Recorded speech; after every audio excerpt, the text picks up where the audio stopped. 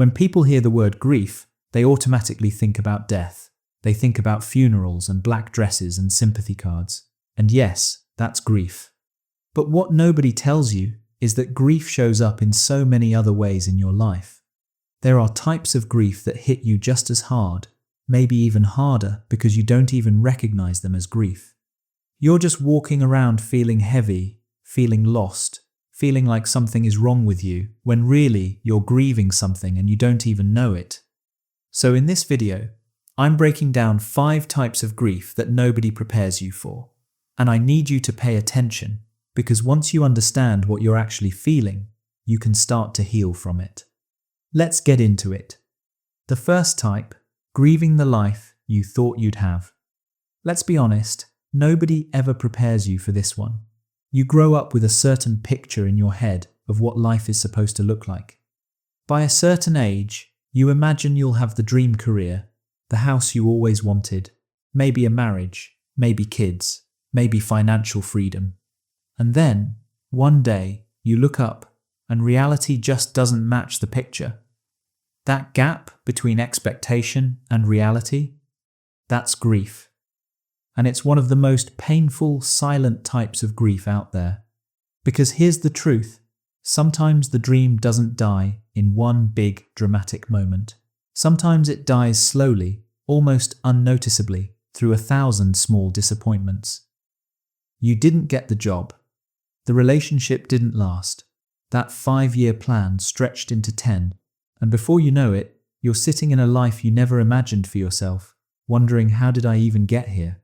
Now, this grief is tricky because people around you don't always understand it. If you told someone, I'm grieving the life I thought I'd have, they might brush it off. They might say, but you're alive. You have a roof over your head. You should be grateful. And yes, gratitude is important, but let's be real, gratitude doesn't cancel grief. You can be grateful for what you do have and still mourn what never came to pass. Those two feelings can coexist, and that's what nobody tells you. This kind of grief shows up quietly. It looks like scrolling through social media and feeling that sting when you see people living the life you thought you'd have. It looks like blowing out your birthday candles and feeling that knot in your stomach because another year has gone by and you're still not where you thought you'd be. It looks like those late-night thoughts where you whisper to yourself, did I miss my chance? Did I waste my best years? And let me pause here, because I know some of you watching are nodding your head right now. You've been carrying this quiet sadness, and you've maybe even felt guilty for it. But here's the good news. There's nothing wrong with you. You're not weak for feeling it. You're grieving. And grief, by nature, demands to be felt. So what do you do with this grief? First, you acknowledge it. You stop pretending you're fine and admit that losing a dream hurts just as much as losing something tangible. Then, you give yourself space to feel it. Cry if you need to. Journal about it. Say out loud, I thought I'd be somewhere else by now, and I'm sad that I'm not.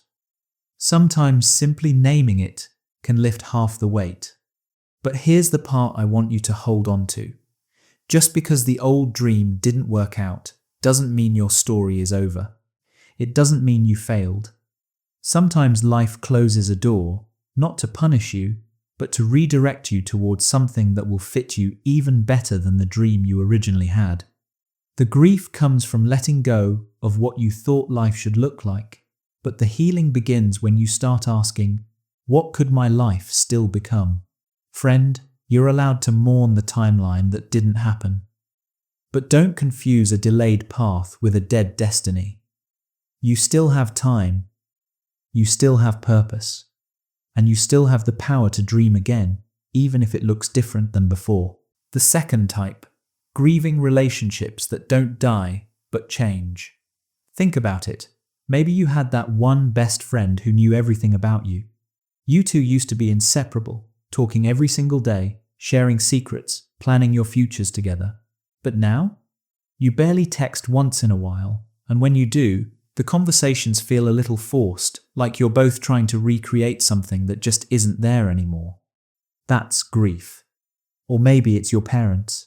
As a child, you saw them as superheroes, your safe place. But then you grew up, you saw their flaws, or maybe the closeness faded. They're still alive, they're still in your life, but that sense of connection you once had, that unshakable bond, it doesn't feel the same anymore, and you can't help but feel the loss. This grief is so painful because it's ambiguous. When someone passes away, the world acknowledges your pain. People bring food, send flowers, check in on you. But when a friendship drifts, or when love grows cold, there's no ceremony for that. There's no sympathy card that says, "Sorry, your friendship of 10 years quietly faded." You're expected to just accept it and move on. But deep down, you're hurting. And I want you to hear me. That hurt is valid. Just because a relationship didn't have a dramatic breakup doesn't mean the loss isn't real.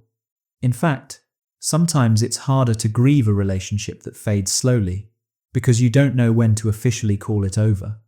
You find yourself clinging to memories, replaying old conversations, holding on to pictures, hoping maybe things will go back to how they were. And every time you realize they won't, it feels like another little funeral in your heart. Now, let's be real, this doesn't only apply to friendships. Romantic relationships can shift too. Maybe you're still in the relationship, but the spark is gone. You still live together, but the intimacy you once shared isn't there. And you find yourself grieving not the person, not the relationship itself, but the version of that relationship that you desperately miss. That's a type of grief nobody ever prepared you for. And here's what makes it even more complicated. When relationships shift, you often feel guilty for grieving them. You think, but they're still here, I should be grateful. At least I haven't lost them completely. And yes, gratitude matters, but again, gratitude doesn't erase grief. You can be thankful someone is still around and still mourn the closeness that's gone. So how do you handle this grief? The first step is to give yourself permission to admit it's real. Stop gaslighting yourself into believing you're too sensitive or too dramatic. Losing the closeness of someone you love is painful, period. Name it for what it is, grief. The second step is acceptance. Relationships evolve. Some are meant to last a lifetime, while others serve a season. And the truth is, just because someone isn't as close to you as before, doesn't mean the relationship was a failure. It served its purpose. It gave you joy, memories, lessons. And now, maybe it's just taking a different shape. Finally, learn to honor what it was without forcing it to be what it no longer is. That means cherishing the good memories without beating yourself up for the change. It means letting go of the pressure to make things the same again, because sometimes healing comes when you stop trying to resurrect what has already evolved. So, if you're watching this and you've been quietly mourning the distance in a friendship, or the shift in your family dynamic, or the fading spark in a relationship, you're not crazy, you're not weak. You're grieving something invisible, but very real, and you deserve compassion in that process. The third type, grieving your old self. This one is heavy, and a lot of people don't even realize they're going through it. It's the grief of losing you, not because you physically died, but because you're no longer the same person you used to be. Let me explain. There comes a point in life when you look back and realize, wow, I'll never be that version of me again. The carefree teenager who believed anything was possible. The young adult who trusted easily. The person who had hope before heartbreak, before betrayal, before responsibility weighed them down. And while growth is beautiful, let's be honest, it also comes with loss. Sometimes you grieve the old self that laughed without hesitation. The self that wasn't so guarded. The self that had dreams that felt reachable before reality humbled you. You grieve the parts of you that life, pain, or even wisdom stripped away, and that grief can sneak up on you. You'll be scrolling through old photos or hearing a song that once meant something to you, and suddenly you're overwhelmed with this sadness. I don't recognize that person anymore. Now here's the hard part, we don't talk about this grief. People will say, well, you've grown, you've matured, you're stronger now. And yes, that's true. But being stronger doesn't cancel the longing for who you once were. You can be grateful for your growth while still missing your old self. Those two truths can live side by side. Think about it. Maybe you've been through trauma, and you'll never be as innocent as you once were. Maybe you've faced betrayal, and you'll never trust as freely again. Maybe you've been hurt in love, and you'll never love as recklessly as you did before. That's grief. It's the recognition that the you who lived before those experiences is gone. And no matter how much healing you do, you can't fully go back to them. And I know some of you feel guilty for even thinking this way. You tell yourself, I should be glad I'm wiser now. I should be glad I survived. But hear me clearly. You can celebrate your survival and still miss who you were before life demanded survival from you. That doesn't make you ungrateful, it makes you human. So how do you deal with this type of grief? First, by naming it. Say to yourself, I miss who I was before. Don't bury that truth. Let yourself cry for the innocence lost, for the lightness you once carried. Sometimes the most healing thing is simply admitting that yes, a part of you died along the way. Second, shift your perspective. You can't bring the old self back, but you can honor them. You can carry their memory, their joy, their hope into your present by integrating pieces of them into your new self. Ask yourself, what part of my old self can I keep alive? Maybe it's their curiosity. Maybe it's their creativity. Maybe it's their boldness. Those parts aren't gone forever, they're just waiting for you to invite them back in a new form. And third, remember this. Grief for your old self is not the end of your story. It's actually proof that you're evolving. The old you got you this far. They did their job. And now it's your turn to build a new version of yourself, one that honors the past but is strong enough for the future. So if you've ever sat in silence thinking, I miss me, I miss who I used to be, I want you to know that's real grief. You're not crazy for feeling it. You're not broken for admitting it. You're simply acknowledging the truth that growth always comes with loss. But here's the beautiful part. Every version of you has value. And the version of you today, they deserve your love just as much as the old one did. The fourth type, grieving stability when life turns upside down. Stability is one of those things you don't think about until it's gone. You don't realize how much peace it brings you to know what tomorrow looks like, to feel safe in your routine, to feel secure in your job, your health, your home. But the moment life flips upside down, when you lose the job, when the diagnosis comes, when the rent suddenly goes up, when you're forced to move, your whole body goes into shock. It's not just change you're dealing with, it's grief. Because stability isn't just comfort, it's identity. It's the foundation you build your life on. And when it crumbles, you're not just stressed, you're mourning the loss of certainty. Think about it. When life was stable, you could make plans. You could dream ahead. You could exhale. But when stability is ripped from you, suddenly even simple things feel overwhelming. That's grief talking. This grief often disguises itself as anxiety. You find yourself restless, unable to sleep, snapping at people, feeling like your chest is always tight. It's not just because things are different. It's because your nervous system is grieving the safety it once had. It misses the calm of knowing what's coming next. And let's be real, when stability is gone, people don't always get it. They might say, you'll be fine, just adjust. But deep inside, you're thinking, I didn't just lose a paycheck. I lost my sense of security. I didn't just move houses. I lost my home. The grief isn't about the thing itself. It's about the stability that came with it. And here's the tough part. This kind of grief can make you question yourself. You start to think, why can't I just bounce back? Why does this hit me so hard? But listen, losing stability is losing your anchor. Of course it hits hard. Of course it rattles you. Don't shame yourself for feeling that way. So how do you handle this type of grief? First, acknowledge that stability itself is something you're allowed to mourn. You're not just upset about the situation you're grieving, the predictability, the safety, the comfort that situation gave you. Name that, and suddenly you understand yourself a little better. Second, focus on rebuilding small anchors. When everything feels chaotic, create little routines you can rely on. Maybe it's your morning walk, your evening journaling, your prayer, your workout. These tiny practices help remind your brain, I'm not completely floating, I still have structure. And finally, give yourself grace. You don't need to be okay overnight. You're not just adjusting, you're grieving. And grief takes time. Friend, if you're in a season where life pulled the rug out from under you, I want you to hear this. You're not weak for feeling lost. You're not failing because you're struggling. You're grieving the stability you once had, and that's a real, valid loss. But here's the hope. Stability can be rebuilt. It may not look the same as before, but piece by piece, you can create new rhythms, new anchors, new safety.